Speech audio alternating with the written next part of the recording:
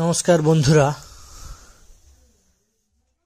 প্রত্যেককেই আমাদের YouTube channel মুক্ত দিগন্ত কোচিং সেন্টারে স্বাগত জানাই।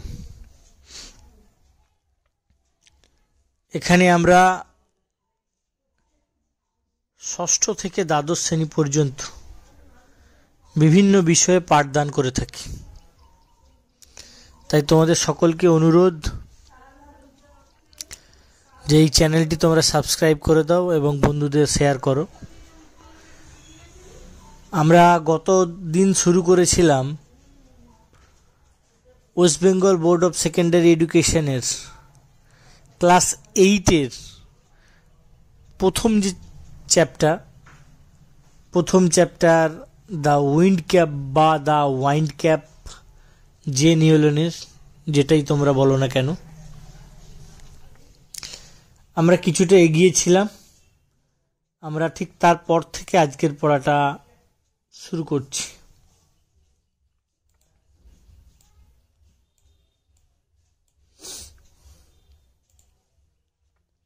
বলছে ওয়ান ডে মানে কোনো এক দিনের কথা, একটি দিনের কথা বলা হচ্ছে। One day he had been walking behind the প্ল। এখানে হি বলতে কাকে বোঝাচ্ছে? এখানে হি বলতে আমরা গতকাল পড়ে এসেছি এই জন বলে যে ছেলেটি রয়েছে, এই জন বলে ছেলেটির কথা বলা হচ্ছে। হি হ্যাড বিন ওয়াকিং, এখানে পাস্ট পারফেক্ট কন্টিনিউয়াস টেন্স ব্যবহার করা হয়েছে। ওয়াকিং মানে হাঁটছিল, কোথায়? Behind the প্ল। প্ল কথার অর্থ হচ্ছে নাঙল, যেটাকে আমরা বলি নাঙলের পেছন থেকে, বিহাইন্ড। এরপরে হি all but ran over a teeny green turtle on a clod of blood. He all but ran over a teeny turtle, মানে এইখানের আক্ষরিক অর্থ হচ্ছে তিনি প্রায় পা দিয়ে মুড়ি দিয়ে যাচ্ছিলেন। ঠিক আছে, হি অল বাট র্যান ওভার, প্রায় মানে পায়ের তলায় মারি দিয়েছিলেন। এ টিনি, টিনি কথার অর্থ হচ্ছে খুব ছোট্ট, যেগুলোকে আমরা বুঝি সেইগুলোকে টিনি বলি, আর যেগুলো খুব বড় হয়ে থাকে সেগুলো আমরা বলি জায়েন্ট, জায়েন্ট অথবা টাওয়ারিং বলি। খুব উঁচু যেগুলো হয় টাওয়ারিং,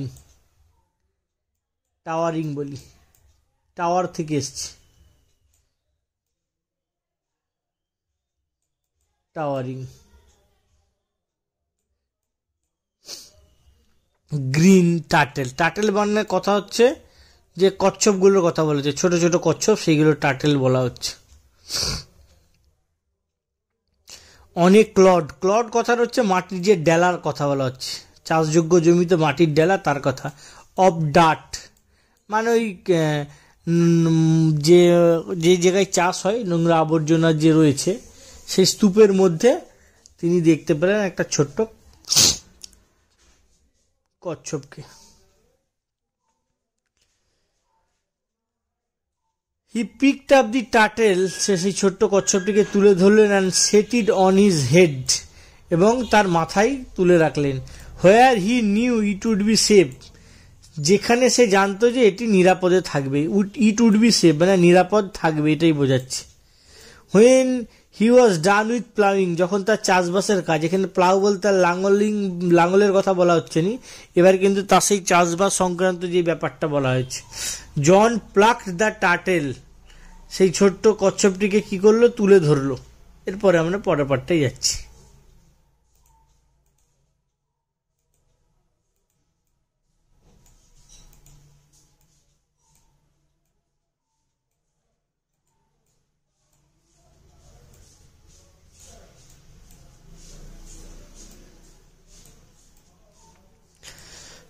ফ্রম হিজ হেড, তার মাথা থেকে। টু আটার সারপ্রাইজ, চূড়ান্ত বিস্ময় আর কি। আটার মানে একদম এক্সট্রিম লেভেলের কথা বলা হচ্ছে। ঠিক আছে, he found that it had turn into a tiny green fairy, সে দেখলো হঠাৎ সেটা কি হলো? টার্ন ইন্টু মানে কোনো কিছুতে রূপান্তরিত হওয়াটাকে আমরা বলি রূপান্তরিত হওয়া, ট্রান্সফর্ম যেটাকে বলা হচ্ছে, ট্রান্সফর্ম। ঠিক আছে, এটা লিখছি না, transform. That stood upon his palm and board, যেটা তার হাতের উপরে উঠে দাঁড়ালো। স্টুড আপনের কথা বলা হচ্ছে, মানে উঠে দাঁড়ানো। অ্যান্ড বোর্ড মানে মাথা ঝুঁকিয়ে প্রণাম করা, যেটাকে আমরা বলাচ্ছি নত জানু হয়ে, একটা শ্রদ্ধার ব্যাপার এখানে বোঝাচ্ছে।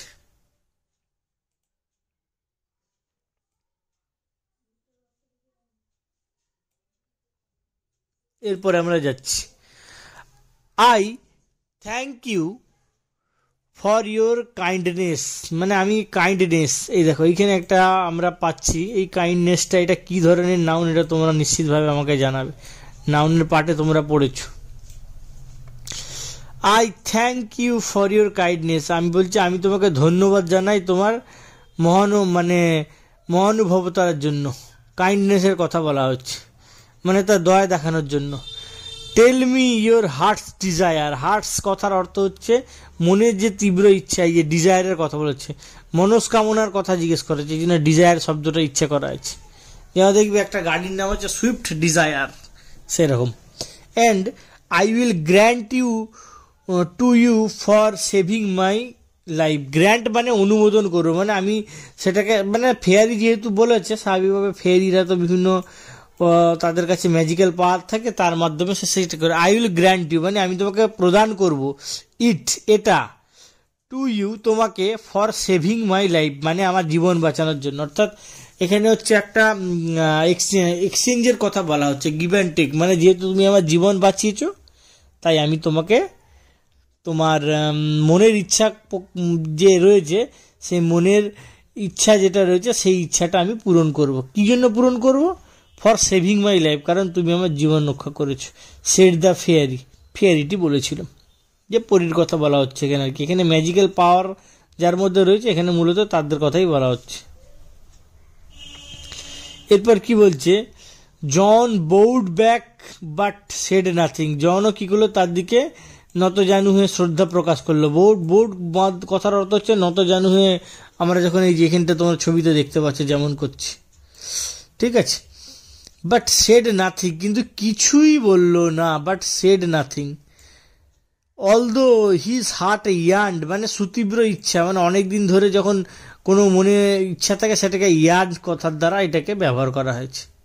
মনে সুতীব্র ইচ্ছা, সেটাকে ইয়ার্ন কথাটা বলা যায়, দীর্ঘদিন ধরে মনের মধ্যে পুষে রাখা। To go out to the sea, যদিও তার মনের তীব্র ইচ্ছা কি ছিল, to go out to the sea মানে সমুদ্রে সে যাবে। He did not express his wish, কিন্তু সে তার মনের ইচ্ছা প্রকাশ করলো না। ডিড নট এখানে শব্দটা দিয়েছে দেখো, ডিড নট কিন্তু প্রকাশ করলো না। দ্য গ্রিন ফেয়ারি ম্যান, সেই সবুজ পরিযুক্ত মানবটা, লোকটি, কুড রিড মানে পারতো, কুড এখানে দেখো মডাল ভাব ব্যবহার করা হয়েছে, could read a heart easily, একটা মানুষের মন সে পড়ে নিতে পারত। অর্থাৎ যারা হচ্ছে পরি হয়ে থাকে, বা যাদের মধ্যে বিভিন্ন ম্যাজিক্যাল পাওয়ার থাকে, তাদের মধ্যে ক্ষমতা থাকে সে মানুষের মনের মধ্যে কি চলছে সেটা বুঝে নিতে পারে। সো হি সেড, তাই সেই যে সবুজ পরিটি ছিল, পরিমানবটি ছিল, সে কি করলো, তার মনের কথা সহজেই বুঝতে পারতো। সো হি সেড, তাই বললো, I see you wish to go sailing, বলে আমি দেখতে পাচ্ছি, you wish to go to sailing মানে তুমি সমুদ্রে যেতে চাও।